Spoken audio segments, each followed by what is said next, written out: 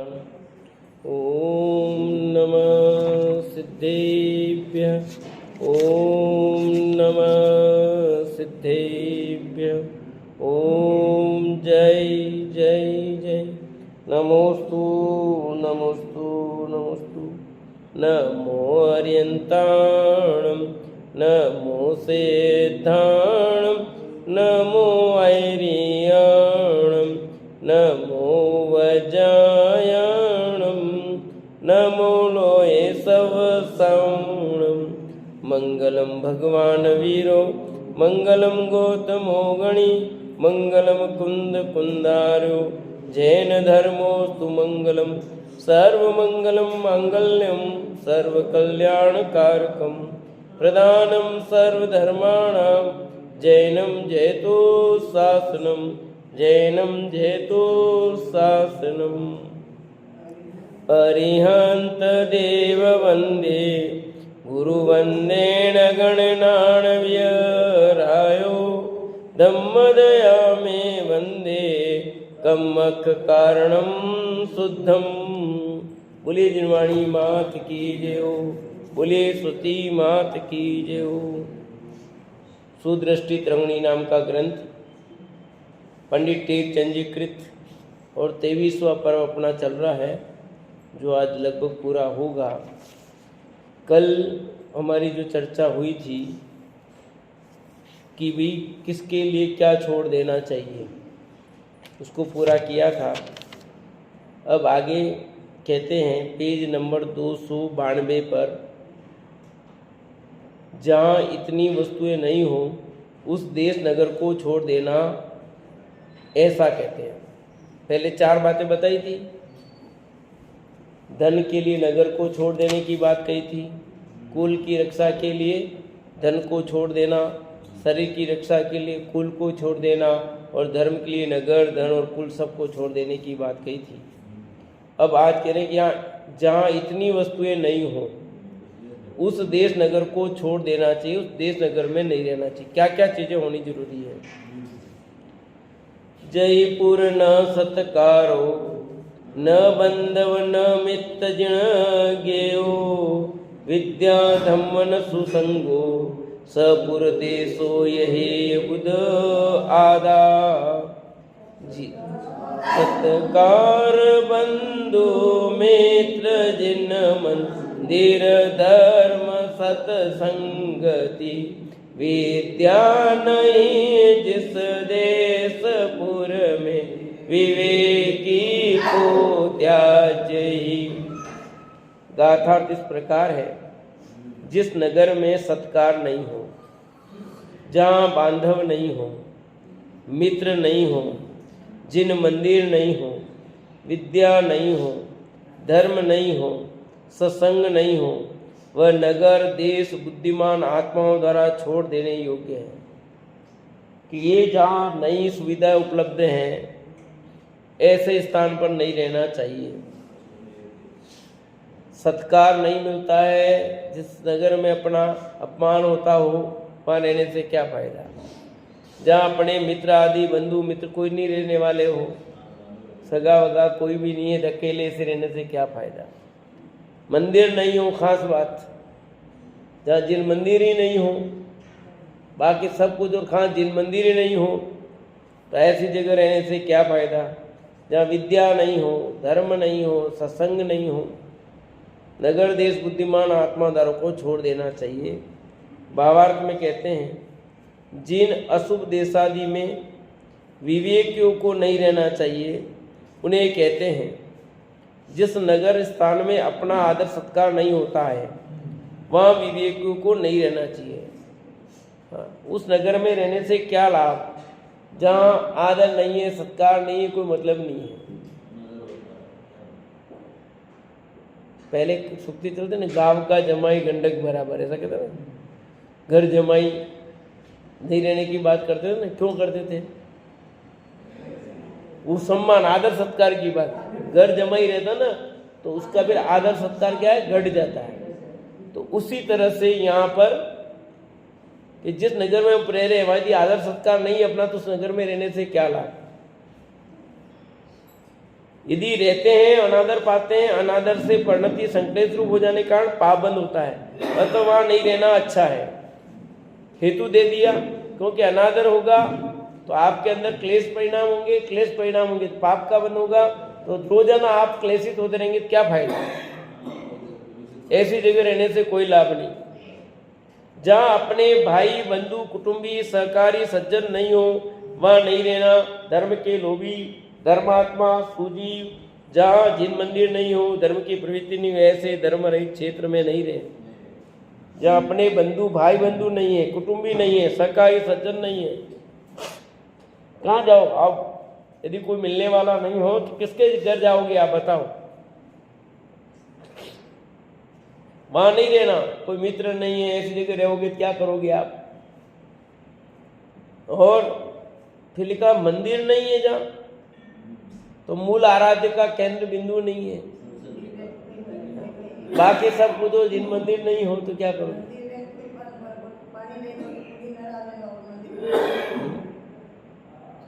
जहाँ मंदिर ही नहीं हो तो वहाँ क्या फायदा।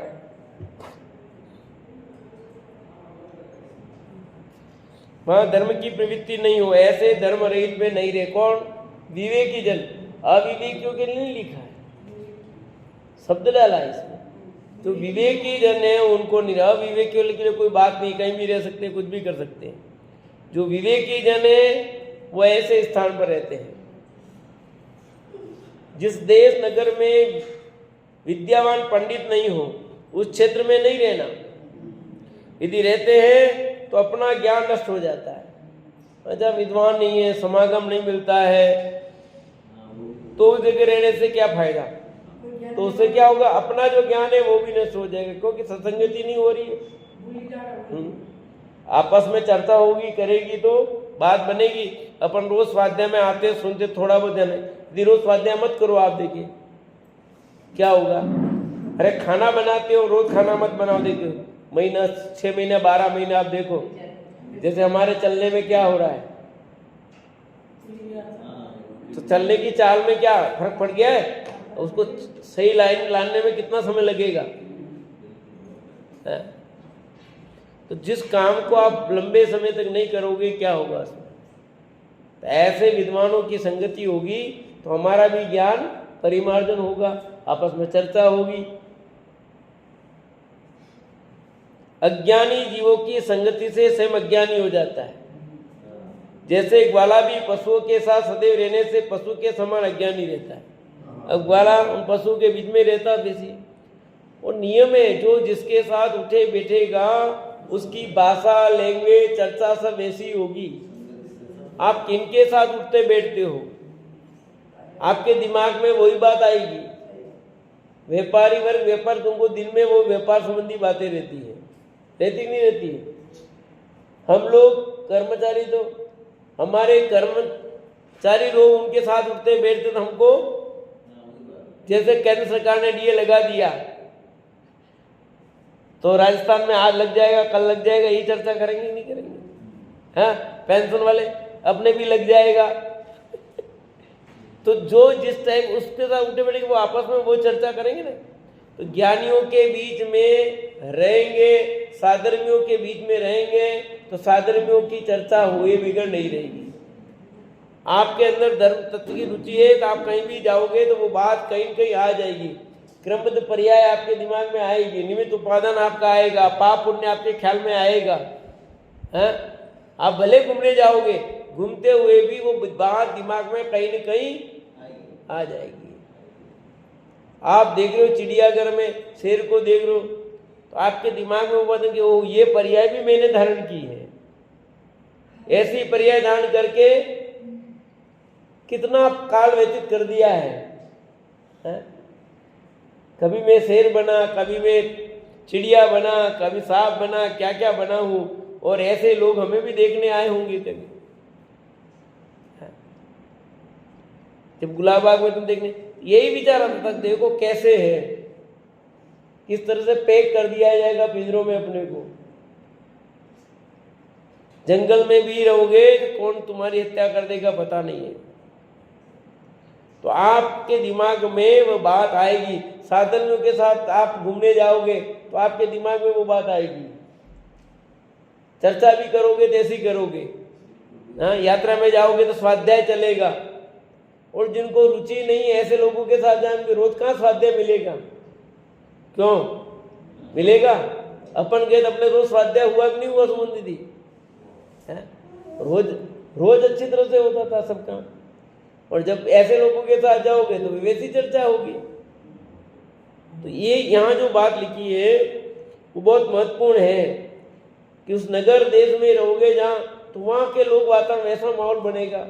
अब यहाँ कितने कार्यक्रम होते हैं आए दिन उदयपुर में, धार्मिक कुछ न कुछ चलता ही रहता है। 2-4 महीने में एक आधा कार्यक्रम तो अपने को भी जाने का। अब ऐसी जगह रहो जहाँ कुछ होता ही नहीं है, कहाँ जाओगे?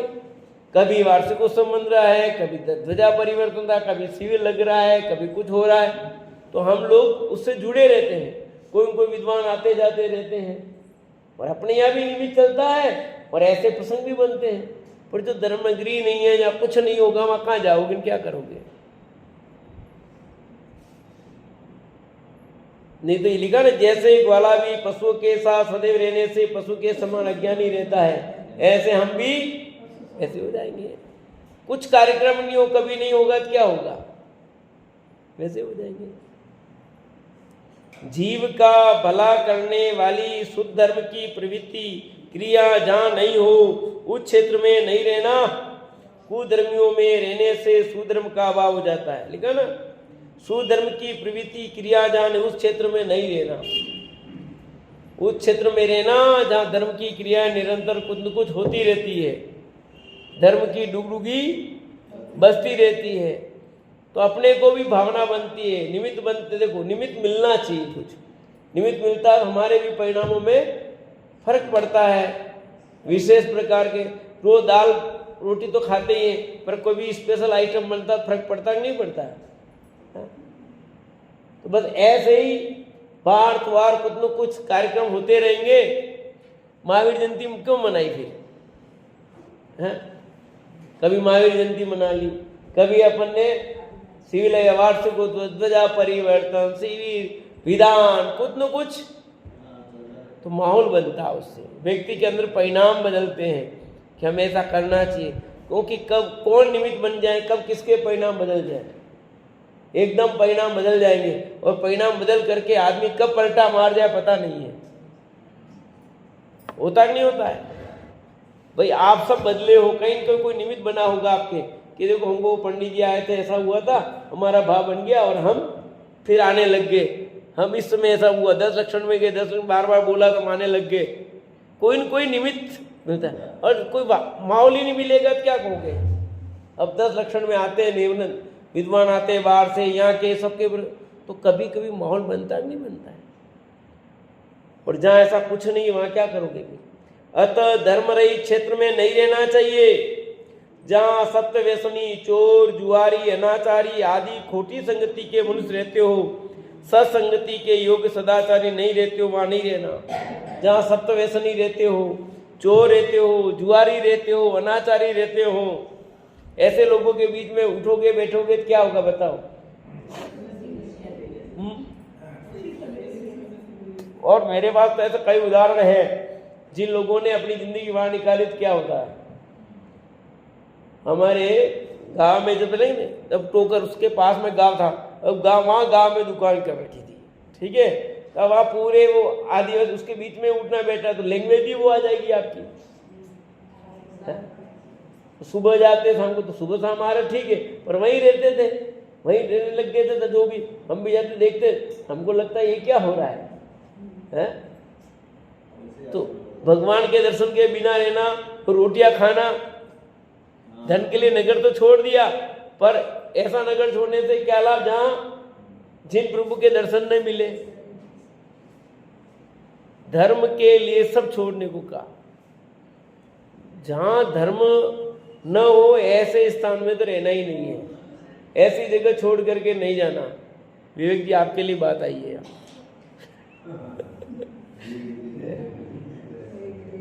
धर्म रहित क्षेत्र में नहीं रहना चाहिए। जहां सप्तव्यसनी, चोर, जुआरी, अनाचारी आदि खोटी संगति के मनुष्य रहते हो, सत्संगति के योग्य सदाचार वहां नहीं रहना। अब यही स्थिति है ना, मुंबई जैसे में कहाँ लोग क्या देखते हैं, वहाँ किराया बहुत ज़्यादा लगेगा, ऐसी छोटी छोटी चाली में लेते हैं जहाँ पर सब प्रकार के लोग रहते हैं, और फिर वहाँ पर उनके बच्चे, क्या स्थिति बनती है, व्यापार धंधा उस चाली में से करते तो क्या होगा। तो आपके बच्चे भी लैंग्वेज जैसे सीखेंगे, उन बच्चों के साथ उठे बैठेंगे तो वही तो सीखेंगे, आपकी लैंग्वेज बदल जाएगी। तो हमें ऐसे स्थान पर रहना चाहिए जहाँ पर हमारा धार्मिक वातावरण मिलता हो, हमारे साधर्मिक रहते हो, जहाँ कुटुंब परिवार के लोग रहते हो, है ना, जहाँ पर सत्कार मिलता हो। जहाँ सत्कार नहीं मिलता ऐसी जगह नहीं रहना, जहाँ अनादर होता हो, अपमान होता है, ऐसी जगह रहने से क्या फायदा। तो ये सब स्थान बताएं, कहाँ रहना चाहिए कहाँ नहीं रहना चाहिए। ये प्रकरण चल रहा है पेज नंबर 292 पे।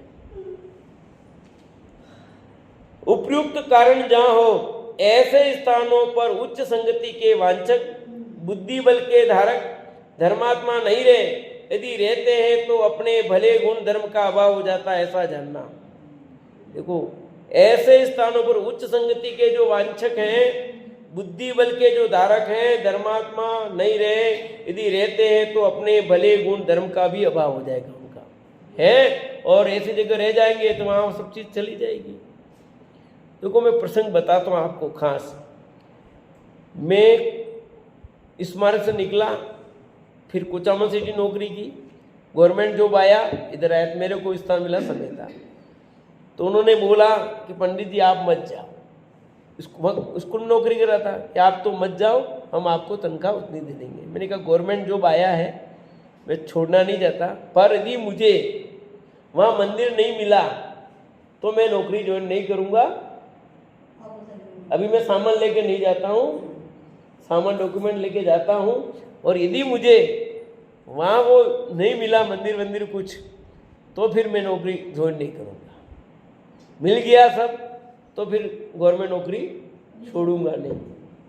यहाँ आए, पता किया भी समेता, लकड़वास ध्यान में था, अब समेता में समेता है तो लकड़वास आसपास ही होगा, पता करते हैं, कहीं नहीं तो लकड़वास ले लेंगे।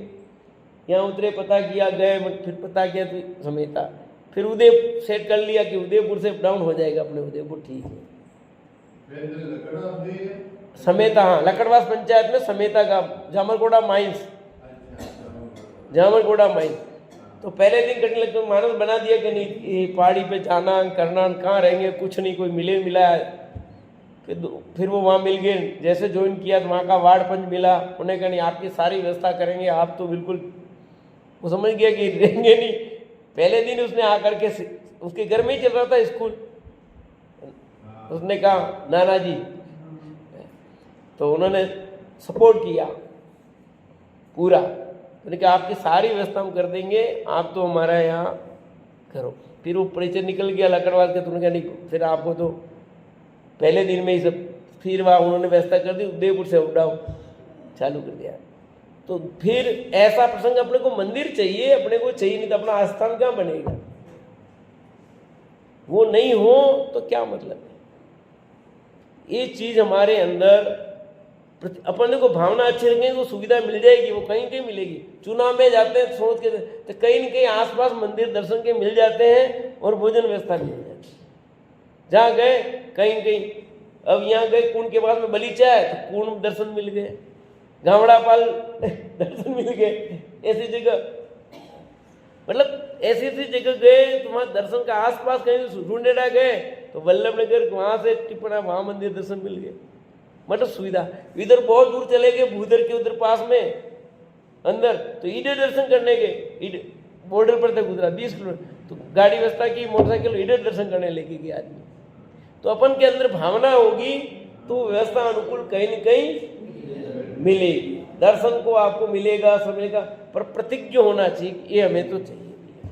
बहुत विशेष हो, अलग बात एक दूसरी, परंतु ऐसे स्थान पर व्यापार नौकरी नहीं करनी जहाँ पर अपने को धर्म का स्थान नहीं हो। यदि ऐसी जगह रहेंगे तो फिर क्या होगा, वही होगा कि वहीं रह लो, आपको सब सोचने कहा आप यहीं रह जाओ। मैं क्या नहीं, उसके बीच में रहेंगे तो क्या होगा? अपने को धर्मायतन साधर्मियों के बीच में अपना उठना बैठना होना चाहिए। फिर दूसरा प्रसंग आया यहाँ पर कॉलोनी का। अब जब लिया था तब छोटी सी जगह कर दे देना ही था, पर जब बनाने का आया तो हम क्या इतनी सी जगह में क्या होगा अपने तो, इसलिए खूब आसपास जगह ढूंढी कहीं जहाँ मंदिर आसपास मिले थे, पर सब रेटे हाई या फिर कुछ बहुत प्रयास किया, फिर निर्णय किया नहीं अपने छोटी जगह तो भी यही बना दो, अब क्यों मंदिर से दूर नहीं जा सकते, तो यही बनाया। 2 कमरा किचन ही सही कोई बात नहीं चलेगा, पर अपने मंदिर से दूर नहीं जा सकते। तो कारण क्या कि और फिर देखो तो एक हुआ, फिर दूसरा और मिल गया, तीसरा हो गया, हो जाते तो अपने को धर्म स्थान के निकट रहने का पुरुषार्थ करना चाहिए, क्योंकि वो स्थान नहीं है, कितना भी पैसा होगा, गाड़ी रखने की सुविधा भी मिल जाएगी, सब मिल जाएगी, तो क्या फायदा। और आज और जिसकी रुचि होगी वो, बाकी जिनकी रुचि नहीं है वो तो सोचेंगे नहीं दूर रहो। आस पड़ोस में साधर्मी जनों का होना जरूरी है, क्योंकि नहीं तो आपका खान पान उसके खान पान में अंदर होगा, अलग अलग होगा। जैसे फ्लैट लेते हैं, फ्लैट में बहुत देखना पड़ता है। अब हमारे जैसे बॉम्बे हमारे भतीजे का फ्लैट है, अब उसमें तो नहीं, अब उसका फ्लैट इधर है, इधर दूसरे का फ्लैट है, अब वहाँ पक्के करे तो अब गंदा आवे, क्या स्थिति बनती है। बहुत दिक्कतें हैं, बहुत सोच समझ करके अपने रहने के स्थान मकान लेना कि आस पड़ोस में कौन रहता है, देखते नहीं देखते सब, क्यों देखना जरूरी। हर व्यक्ति, अन्य समाज वाले भी देखते हैं कौन उठता बैठता है। सस्ती जगह देखने से काम नहीं चलता है, अपने आस पड़ोस में कौन है, कौन रह रहा है, क्या रहेगा, देखना पड़ता कि नहीं। ये सब इसके लिए है, जहाँ इतनी वस्तुएं नहीं उस देश नगर को छोड़ देना चाहिए। क्यों लिखा है, रत्नगंज साखाचार में भी आया। आगे कहते हैं इन स्थानों में लज्जा नहीं करना है। समझ, किन स्थानों में लज्जा नहीं करनी, ये सब व्यवहारिक बातें हैं, नीति की बातें हैं, गृहस्थों के लिए आवश्यक बातें वो चल रही है यहाँ पर। आहार विहारे जुज्जे नित गीते द्यूतवादाय भोगो बाजे पटती यद थले लज्जनी बुद्धा भोजन गीत नृत्य वादित्र वाद विवाद में द्यूत भोग रुयुद्ध पठन में शर्म बुद्ध जन ना करे। किसमें किसमें शर्म नहीं करनी है। गाथार्थ में कहते हैं भोजन में, व्यवहार में, युद्ध में, नृत्य करने में, गीत गाने में, जुआ खेलने में, वाद विवाद करने में, पंचेंद्रीय भोगों में, वादित्र बजाने में, पढ़ने में, इन 10 स्थानों में विवेकियों को लज्जा करना योग्य नहीं है। क्या विवेक जी, विवेकियों को इन 10 स्थानों में लज्जा नहीं करनी है। पर 2-3 जगह आपको अटपटा लग रहा होगा, हाँ ये क्यों लिखा, ये पंचेंद्रीय भोगों में लिख दिया, वादित्र बजाने में लिख दिया, फिर जुआ खेलने में लिखा, सब खुलासा है, चिंता मत करो। देखिए भावार्थ में कहते हैं भोजन ग्रहण करते समय लज्जा करने से भूखा रहना, कष्ट पाना, लोग हंसी होना, भोलापन प्रकट होना इत्यादि दोष होते हैं। भोजन करने बैठे और लज्जा करोगे तो भूखे मरोगे कि नहीं मरोगे, तो कहते नहीं कहते हैं। देखो ये खाने बैठे तो आराम से खाओ, अब लज्जा करने कोई फायदा नहीं। खाने बैठ ही गए हैं तो कोई मतलब, अब और भूखे रहोगे तो हालत खराब हो जाएगी। तो भोजन करने बैठ ही गए हैं तो लज्जा का कोई काम नहीं है। आप अपनी भूख के अनुसार खाओ भैया। सुनिए, अब किसी कोई 2 रोटी खाता है, किसी की भूख 4 रोटी खाएगी, वो नहीं खाएगा तो क्या होगा, है? हम भूख तो भोगी है लज्जा में, तो लज्जा करेंगे तो भूखे मरना पड़ता था, समझे है कि नहीं है। पर फिर छोड़ना पड़ा, कितने दिन लज्जा करे, रोज भूखे मरने काम चले नहीं है? हुनियो तो सब तो, पर वो परिस्थिति ऐसी थी। ये भले नहीं पढ़ा था, क्या पता तो था कि नियम तो, जो भोजन करने बैठे लज्जा करे वो भूखे मरे, ये बात सुन रखी थी, पर आदत जो होगी वही तो रहेगी, पर नहीं करनी। व्यवहार में जैसे धर्म परीक्षा में एक मूर्ख की कथा है, उस मूर्ख ने ससुराल जाकर भोजन में लज्जा कर रात्रि में कच्चे चावल खाकर मुख फड़वाया, जिससे लोग हंसी हुई, अज्ञानता भी प्रकट हुई। भोजन में लज्जा करने से उस मूर्ख के समान खेद हंसी होती है, अतः वहां लज्जा नहीं करना। ये कहानी पढ़नी हो, धर्म परीक्षा किताब है, बहुत अच्छी कहानियां धर्म परीक्षा में, बढ़िया मनोरंजन कहानियां हैं, जिसमें सिद्धांत को पुष्ट किया है और जो इसी लोक में छोटी मोटी गलत धारणा चलती है उसका निषेध किया, पर मनोरंजन रूप बढ़िया अच्छी कहानियां हैं। किसने किसने पढ़ी है? मेरे से ले भी गए थे एक दो जने किताब, बहुत अच्छी है धर्म परीक्षा, पढ़ना चाहिए, अच्छी कहानियां हैं। मेरे पास है, हाँ अच्छी है और पढ़ने योग्य और बहुत आनंद आएगा। हाँ। व्यवहार में लज्जा करने से व्यापार नहीं हो सकता। दूसरा, व्यवहार में लज्जा करने से व्यापार नहीं हो सकता, अतः व्यवहार में लज्जा नहीं करना। शत्रु से युद्ध करते समय लज्जा करने पर युद्ध हार जाएगा। व्यवहार करने में लज्जा करने से व्यापार नहीं हो सकता भैया। कैसे करोगे? व्यवहार में लज्जा करोगे तो व्यापार कर लोगे? गधा गाय से यारी करेगा तो क्या खाएगा? है कहते नहीं कहते? देखो भैया बैठे हैं, देखो प्रेम की बात चाहे नहीं, व्यापार में व्यापार की बात, जहां जो है लेन देन में साफ सुथरा, आप आए एक गिलास जूस पिला दिया आपने, अलग बात है, पर भाव तो पंडित साहब ये लगेगा, जूस आराम से पियो, वो कोई बात नहीं, उसका कोई नहीं होता, नहीं होता। कहाँ क्या चीज है? व्यापार है और जहां वो व्यवहार है, दोनों अलग अलग चीजें। आप लज्जा करोगे तो फिर नहीं चलेगा। इसलिए कहावत बनी, गधा घास से यारी करे तो क्या खाए। फिर लिखा, शत्रु से युद्ध करते समय लज्जा करने पर युद्ध में हार जाएगा। सामने शत्रु खड़ा है और लज्जा करोगे तो क्या होगा? हार होगी। जैसे अर्जुन ने कहा श्री कृष्ण से, उसमें आता है महाभारत में कि मैं तो नहीं लड़ सकता, सामने मेरे सब रिश्तेदार दिखाई दे रहे हैं, हाँ मैं कैसे हथियार उठाऊं? तो श्री कृष्ण ने उनको संबोधन किया और फिर वो तैयार हुए। तो सामने खेल हो रहा, मान लो इधर आप है उधर भाई है, क्या करो? खेल में खेलने बैठते हैं तब वो अपना सामने वाला विपक्षी है, वहां पर नहीं देखते, और पति पत्नी दोनों चुनाव में लड़े हैं सामने विरोध में, क्या करेंगे? तो वहां खेलने बैठे, और आप भी अभी घर में छुट्टियों में सब बैठने खेलते बैठने नहीं बैठते हैं, बच्चों के साथ खेलते हैं करते हैं अपन भी, तो वहां क्या करते हैं?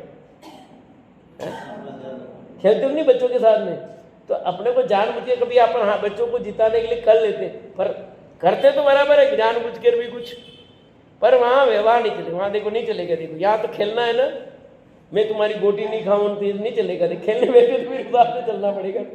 तो ये कहते युद्ध में आप व्यवहार लज्जा करोगे तो नहीं चलेगा, शत्रु है कोई भी होगा तो फिर उसमें लड़ना पड़ेगा, मारा जाएगा वो। नृत्य में लज्जा करने से नृत्य कला यथावत नहीं बनेगी। आप नृत्य कर रहे, डांस कर रहे हैं तो डांस वैसा ही करना पड़ेगा। आप तो पब्लिक है न्यू है वैसे नृत्य नहीं करो, लज्जा की नहीं, डांस बिगड़ा नहीं आपका, थोड़ा सा भी लज्जा की नहीं कि डांस बिगड़ा नहीं आपका, बिल्कुल निर्भय होकर के डांस करना पड़ता है। जो भी एक्शन होंगे डांस के जैसे भी होंगे वो सब उसको करने पड़ेंगे। वो ये सोचे कि पब्लिक बैठे ये है, हाँ? मेरे सामने मेरे पापा बैठे हैं, मेरी मम्मी बैठी है, मेरे ससुर बैठे हैं, सास बैठे हैं, ये बैठे हैं, मैं कैसे करूं? तो गया उस समय वो डांस नृत्य बिगड़ जाएगा, इसलिए उसमें लज्जा नहीं चाहिए। फिर कहते हैं यहाँ जुआरी को युद्ध खेलते समय लज्जा नहीं होती है, वह लज्जा करने पर धन हार जाएगा। जो जुआरी है वो उसमें विचार नहीं करता, तो युद्ध में लज्जा नहीं करना। वाद के समय प्रतिवादी से धर्म कर्म संबंधी वाद करते हुए लज्जा करने पर वाद हार जाएगा। अतः वाद के समय लज्जा नहीं, डिबेट हो रही तो डिबेट उस हिसाब से चलेगी। जैसे अपने यहाँ की थी ना, धन धर्म बड़ा कि धन बड़ा। तो भले अपन पता था, पर जब डिबेट करने बैठे तो वहां सामने वाले के सामने बोलना पड़ा। बोले कि नहीं बोले, तो वहां लज्जा नहीं चलेगी। डिबेट करने बैठे तो फिर पक्ष विपक्ष, अब वकील है कोर्ट में खड़ा होता है तो क्या करता वो, वहां लज्जा नहीं करता वो तो पता है कौन सत्य झूठे, पर वहां तो वही बात चलेगी। पंचेंद्रिय भोगों के समय लज्जा करने पर इंद्रिय सुख नहीं होगा, तब पंचेंद्रिय भोग के समय लज्जा नहीं करना। अब 5 इंद्रिय के विषय भोगे, आप भोग रहे हो और समय लज्जा करने बैठे तो आपको वो आनंद नहीं आएगा। आप मतलब जो 5 इंद्रिय के भोग संबंधी जो है वो आपको नहीं मिलेगा। शर्म आ रही है, शर्म आ रही है तो काम नहीं होगा आपको, तो आपको वो नहीं मिलेगा आपको, तो लज्जा छोड़ देनी पड़ती है उस समय। वादित्र बजाते समय लज्जा करने पर परिपूर्ण वादित कला नहीं बनेगी, अतः वादित्र समय लज्जा नहीं। बजाते हैं ढोल हारमोनियम जो बजाते हैं उस समय एकदम निर्भय होकर के, सामने वाला क्या सोचेगा नहीं, पूर्ण निर्भय होकर के उसको वादित्र बजाने पड़ते हैं। उसमें लज्जा करेगा तो वो कहीं भी हो, आप बोलने खड़े हो और बोलने में थोड़ा संकोच हुए नहीं कि आप डगमगाए, आपके हाथ कांप रहे, पैर कांप रहे, तो आप बोल नहीं पाओगे बढ़िया ढंग से। होता नहीं होता ऐसा? इसलिए बच्चों को क्यों बुलवाते, प्रैक्टिस क्यों, ताकि वो निर्भयता आ जाए उसमें। और बच्चे धीरे धीरे बोलने, रोज मंच पे आने लग जाते बोलने। तो अब हम बचपन से मंच पर बोलते आ रहे हैं तो कोई डर नहीं लगता, कितनी छोटी सभा हो कि बड़ी सभा हो कि कोई भी हो। क्यों? बच्चों को ही प्रैक्टिस ले कराते हैं। आज टीचर को भी हम खड़ा करते तो बोलते नहीं टीचर, बच्चों के सामने प्रार्थना में बुलाना चाहते हैं तो कोई चीज, सब नहीं बोलते हैं, बोलो। क्लास में पढ़ाते हैं और वहीं प्रार्थना में बच्चों के सामने बोल रहा हो तो उनको नहीं बोल सकते, ऐसी स्थिति बनती। क्यों? प्रैक्टिस नहीं करते। अब जब लज्जा आएगी तो वो ढंग से नहीं बोल पाएंगे।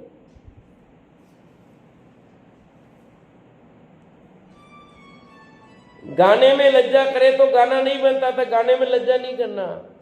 अब गाने बैठे लज्जा करेंगे तो फिर, अब जो भी राग है आपका निर्भय होकर के गाओ, जो भी है। आपने देखा लोग ये बकरियां गाय चराने जाते हैं तो पहाड़ों पर कैसे धूम बजा करके गाते हैं मस्ती से, किसी की कोई परवाह नहीं करते। और छोटे छोटे बच्चे देखो वो क्या बोल रहे वो जाने, पर वो निर्भय होकर के बोल रहे हैं ना, जो भी बोल रहे हैं। हाँ? अब यहाँ पे वो आरवी आए गाय करे तो आपको क्या लगता है, वो उसकी टाटा टाटा जो करती रहेगी, कोई तुम्हारे कोई लेना देना नहीं हो, निर्भयता है। तो इसलिए वो मर्जी से इधर भाग रहे, छोटे बच्चे क्यों भागते हैं? वो निर्भय हैं और अपने को जैसे लज्जा आती है तो अपन नहीं कर पाते। शुभ गान को बढ़ाने के लिए, परभव में सुख प्राप्त करने के लिए शास्त्राभ्यास करने पढ़ने में लज्जा नहीं करना। ये खास बात तब आई है। देखो ये तो सब लौकिक बात चल रही इसलिए ये बात लिखी, पर अपने प्रयोजन की बात तो यहाँ है। क्या है कि परभव सुख प्राप्त करने के लिए शास्त्राभ्यास करने में पढ़ने में लज्जा नहीं करना। बाकी तो ठीक है, लज्जा जैसी है, करो नहीं करो खास बात नहीं, पर यहाँ तो यहाँ लज्जा की तो आपका परभव बिगड़ जाएगा। अपना परभव न बिगड़े और भव का अभाव हो, उसके लिए शास्त्र अभ्यास करना। अरे मैं पढ़ रहा हूँ, कोई पढ़ने में गलती होगी तो लोग हंसेंगे तो हंसने दो, कोई बात नहीं। अपने को तो पढ़ना है, जितना याद रहे उतना। हम प्रश्न पूछते हैं उत्तर नहीं देते हो, हंसेंगे क्या को विचार करना। जो निकलेगा निकल जाएगा, जितना आएगा वो बोलना। क्या सुमन दीदी, सही है गलत है? अब अपन संकोच करके बोलेंगे नहीं, कभी नहीं बोल सकते कि बोल पाओगे। जो आवे जैसा है, कई लोग नहीं आते ना, और अपन स्वाध्याय में जाएंगे कभी पूछते हैं, पंडित जी तो प्रश्न पूछते हैं स्वाध्याय में, तो अपने को आए इसलिए नहीं आए। ऐसा नहीं, सीखने हैं तो अपने को निरंतर आना ही चाहिए। पढ़ने में लज्जा करने से ज्ञान की वृद्धि नहीं हो पाती है, अतः शास्त्र अभ्यास करने पढ़ने में लज्जा नहीं करना। जब पढ़ने बैठे हैं तो लज्जा नहीं करनी। क्लास चल रही है, पढ़ रहे हैं तो प्रश्न उत्तर पूछना। मैं प्रश्न पूछूंगा, कोई हंस गया तो हंसने दो ना, हंसने वाला। आपकी समझ में जो नहीं आया वो पूछो। कोई अक्षर है सबको आता, उसका अर्थ आपको नहीं आता हो तो आप कभी पूछोगे नहीं तो अर्थ कभी आएगा क्या? नहीं आएगा। हम कई बार ऐसा कर देते हैं, वो मीनिंग नहीं आता पर पूछते ही नहीं अर्थ क्या है इसका, क्यों ये हंस गया तो इतनी सी बात नहीं आती इनको। अरे नहीं आती तो नहीं आती, जरूरी थोड़ी है। और क्षेत्र अलग है, लैंग्वेज अलग अलग है। अब कोई अंग्रेजी में पढ़ा, हिंदी पढ़ा ही नहीं, उसको नहीं आता कोई शब्द, वो रेखा उसको कहीं आते ही नहीं कई शब्द। इंग्लिश में पढ़ी तो पूछ लेती है वो क्लास में, पंडित जी हंसने दो, तुम तुम्हारे पूछो, तुमको नहीं दिस मीनिंग क्या है। पूछोगे तो पामोगे, पूछोगे नहीं तो क्या पाओगे। पढ़ने में लज्जा नहीं करना, खूब मस्ती से पढ़ना, खूब प्रश्नोत्तर करना और अभ्यास करना। अपने से बड़ा हो छोटा हो, छोटे से भी पूछने में संकोच नहीं, क्योंकि ज्ञान तो ज्ञान है भाई। ज्ञानवान तो अपने से कम उम्र वाला भी तो हो सकता है, अपने से ज्यादा अभ्यासी हो सकता है, और अपने से ज्यादा उम्र वाला भी हो सकता है, बराबर वाला भी हो सकता है। तो अपने को ज्ञान प्राप्त करने के लिए, अब हमें कंप्यूटर का ज्ञान नहीं है मान लो, तो हमको पढ़ा देंगे नहीं छोटे, अभी मोबाइल में कुछ नहीं आता, अपन अपने बच्चों से नहीं पूछते हैं ले भैया क्या है, क्या करोगे आप, तो आपका गुरु बन गया कि वहां पे वो, और नहीं पूछोगे, नहीं कैसे पूछो, अरे पूछना ही पड़ेगा आपको। हाँ, आपका नहीं चल रहा है मोबाइल से कुछ कर, आपको पूछना ही पड़ेगा, और नहीं पूछोगे तो फिर क्या होगा, आपका काम नहीं चलेगा। तो वहां तो आप पूछ लेते हो फटाफट, और यहाँ पर अरे इज्जत का सवाल वहां ज्यादा, यहाँ नहीं है। जबकि आप यहाँ भी खूब पूछो। सबसे बार प्रश्न जितना करोगे उतना ही अधिक ज्ञान प्राप्त होगा। जितने मन में प्रश्न उठेंगे उनका उत्तर खोजोगे, खुद खोजो, दूसरों से पूछो, आपके मन की शंकाओं का समाधान होगा। एक दिन आप प्रश्न करें, बहुत सवाल की शंकाएं निकलती है। चर्चा करने में, प्रश्न करने में, तत्व विचार में, उपदेश करने में इत्यादि विद्या अभ्यास के समय तथा ध्यान में, स्वाध्याय में लज्जा करने से स्वयं अज्ञानी रहेगा, अपना बिगाड़ होगा। अतः विद्याभ्यास में, स्वाध्याय करने में लज्जा नहीं करना, ये लज्जा नहीं करना। मुझे याद है मेरी बहन पहली बार स्कूल आई, मुझे लेके गई और यूँ पकड़ के खड़ी थी प्रार्थना के लाइन में। दृश्य मुझे वो जगह याद आ रही है, और उस दिन उसको सनम आई, उसके बाद वो कभी स्कूल नहीं गई, वो कभी स्कूल नहीं गई। मैं छोटा था, बहुत छोटा था, हूँगा 3 साल का, ऐसा कुछ 3-4 साल का, पर मुझे वो याद 4 साल के बीता पर मुझे वो दिन वहाँ खड़े थे, और वो स्कूल लेके गई और यूँ काग में खड़ी थी, टोक दिया, क्या पता वो। उसके बाद दूसरे दिन से कभी स्कूल आज तक नहीं गई। वो जो पढ़ी वो जैन पाठशाला में पढ़ी, पर सरकारी स्कूल में कभी नहीं गई वो। तो ये लज्जा की तो अभ्यास नहीं हो पाया, रह गए जो रह गए। ऐसे अपन यहाँ स्वाध्याय में आते हैं, पूछो और दूसरे दिन से आप आओ नहीं तो आप रह जाओगे। क्या सरोज भाभी जी, सही है कि नहीं? तो संकोच नहीं करना, ठीक है, नहीं आएगा जरूरी थोड़ी है, सब ऊपर से सीख के थोड़ी आते हैं। क्या लता, संकोच करोगे तो नहीं सीख पाओगे। आना पड़ेगा, बैठना पड़ेगा, अभ्यास करना पड़ेगा, अपने को ज्ञान प्राप्त करना है। और जो ज्ञानवान है, अपने थोड़ा ज़्यादा जानते हैं, उनसे पूछने में संकोच नहीं। अपने से कोई कम जानता हो पर उस विषय में वो ज़्यादा जानता है, ऐसा भी तो हो सकता है। हर व्यक्ति हर चीज़ का मास्टर नहीं होता है भाई। कोई किसी चीज़ में विशेषज्ञ है, कोई किस में विशेषज्ञ हो सकता है। कोई चीज़ तुम्हें ज़्यादा आती है, मेरे को नहीं आती है, कोई चीज़ मुझे आती है, आपको नहीं आती, तो एक दूसरे में शेयर हो सकता है कि नहीं हो सकता आपस में? क्यों विमल जी के साथ हर व्यापार में आप माहिर हो, बोलो, नहीं हो सकते। तो अपने जिसमें काम है उसे लेंगे कि नहीं लेंगे? हमने कहा भैया देखो, प्रॉपर्टी के मामले अपना नहीं है, विमल जी से ये चारों को संभालेंगे। क्यों कि अपना उसमें नहीं है, क्यों माथा मारना? पर नहीं आता तो पूछने में क्या भाई, ऐसा सलाह लेनी और काम कर लेना। ऐसे शास्त्र अभ्यास करने में संकोच नहीं करना, खूब अभ्यास करना, आपस में मिलकर के करो। एक जना पढ़े, एक जना सुने, 2 जने मिलकर के पढ़ो, 4 जने मिलकर पढ़ो, 6 जने, जैसे भी है, पर शास्त्र अभ्यास तो निरंतर करते रहना चाहिए। इसमें लज्जा का अनुभव नहीं। उम्र भी नहीं देखनी, इतनी उम्र हो गई है, अब अपन इतने समय तो कभी स्वाध्याय में गए नहीं, आए नहीं, अब जाएंगे तो लोग हंसेंगे। ये कोई बात नहीं, 2-4 दिन हंसेंगे फिर ऑटोमेटिक बंद हो जाएंगे। कुछ लोग नहीं यार कम उम्र में अपन जाने, कोई तो आता नहीं है, मेरी उम्र में कोई आता नहीं है, मैं जाऊंगा तो लोग क्या कहेंगे, ऐसा विचार नहीं करना। कुछ लोग तुम जा रहे हो, हमारे जैसे निपेक्षा में खुशबू आते थे वो बस आते नहीं, क्यों लोग अरे कोई छोरी छोरी जाते नहीं तुम जाते हो, तो कैसे क्या लोग कर देते हैं। तो लज्जा नहीं करनी भैया, किसी का विचार कौन आता है कौन नहीं आता है कोई विचार नहीं करना। हम तो बचपन से हमारे पिताजी के साथ में जाते थे स्वाध्याय में, कोई नहीं होता हम लोग, पर वो रुचि काम कर जाएगी। स्वाध्याय में लज्जा करने से स्वयं अज्ञानी रहेगा, अपना बिगाड़ होगा। क्या लिखा, अपना बिगाड़ होगा। अतः विद्याभ्यास में स्वाध्याय करने में लज्जा नहीं करना, विद्याभ्यास करना स्वाध्याय करने में लज्जा बिल्कुल नहीं करना। इस प्रकार भोजन, व्यापार, युद्ध, नृत्य, गीत, द्यूत, वाद, भोग, वादित्र, पठन, इन उपयुक्त 10 भेदों में चतुर व्यक्तियों को लज्जा करना योग्य नहीं है। ये 10 स्थान है जहाँ लज्जा करोगे तो हारोगे, सीधी सीधी बात है। चाहे आप जुआ खेलो, चाहे कुछ भी करो, जो जिस चीज में काम कर रहे हो उसमें लज्जा नहीं करनी, सीधी सीधी बात ये है, नीति की बात है। इस प्रकार श्री सुदृष्टि तंगनी नामक ग्रंथ में अनेक नए सूचक उपदेश कथन वर्णन करने वाला 23वां पर्व संपूर्ण हुआ। इस प्रकार कोटेशन भी एक नीचे दे रखा, पढ़ लेते हैं। जिस जीव ने प्रसन्न चित्त से इस चेतन स्वरूप आत्मा की बात भी सुनी है, वह निश्चय से भव्य है, अल्पकाल में मोक्ष का पात्र है। सबने ये बात सुन रखी है पद्मनंदी पंचविस्तिका का।